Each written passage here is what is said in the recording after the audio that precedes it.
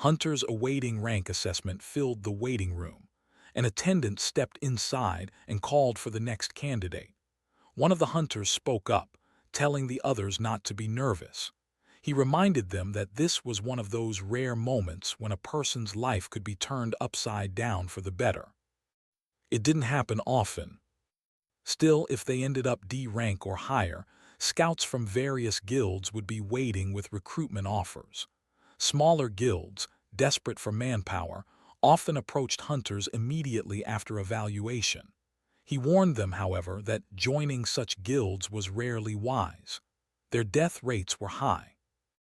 The attendant returned, calling again for the next person. The talkative hunter stood, telling the others to clear their minds of expectations. That, he said, was the best way to steady their nerves. As he walked in, he added that as long as they didn't end up E rank, they would at least be able to put food on the table. A hunter seated beside Jin Woo muttered quietly to himself. He planned to ask for a down payment from whatever guild recruited him, enough to clear his debts and get his daughter back. Rankings changed lives. A hunter's strength determined their rank, and no amount of training could ever bridge the gap between them. That gap dictated everything, including income. Even Mr. Song, despite refining his swordsmanship, had been unable to defeat T-Shik because of the difference in their ranks. Moments later, the confident hunter emerged again, this time looking hollow. E rank. The attendant called for the next person. It should have been the man seated near Jin Woo, but he asked Jin Woo to go first, admitting he was nervous. So Jin Woo stepped inside. He gave his name to the attendant. After checking the database, she informed him that he was already registered as an E rank and asked whether he had come for a reevaluation. Internally, she noted that it was always E ranks returning for another attempt. She instructed Jin Woo to place his hand on the crystal ball. He did. She activated the system. An error message appeared. She tried again and again. The problem persisted. At that moment, a supervisor walked in. He asked where her colleague was and why she was alone. She told him the other attendant had stepped out for a bathroom break. When he asked what the issue was, she explained that something was wrong with the detector. The supervisor had come because Yoon Ho Beek had made an unusual fuss about this particular hunter. 3 months earlier, the entire Hunters Association had been thrown into uproar over the possibility of an E-rank reawakening. When the supervisor saw the screen, he shouted in shock.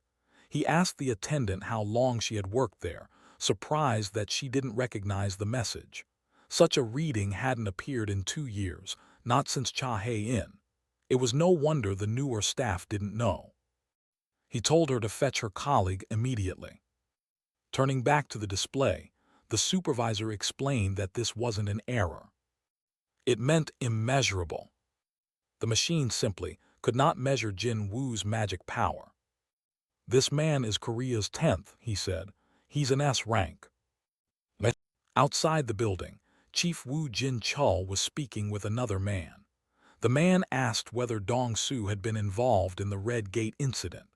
Chief Woo replied that Dong Su was not the outsider who had aided the White Tiger Guild, despite earlier suspicions. "I can assure you," Chief Woo added, "as someone who was at the scene." "Then you must know the identity of the outsider," the man replied. Chief Woo admitted he hadn't remained until the very end.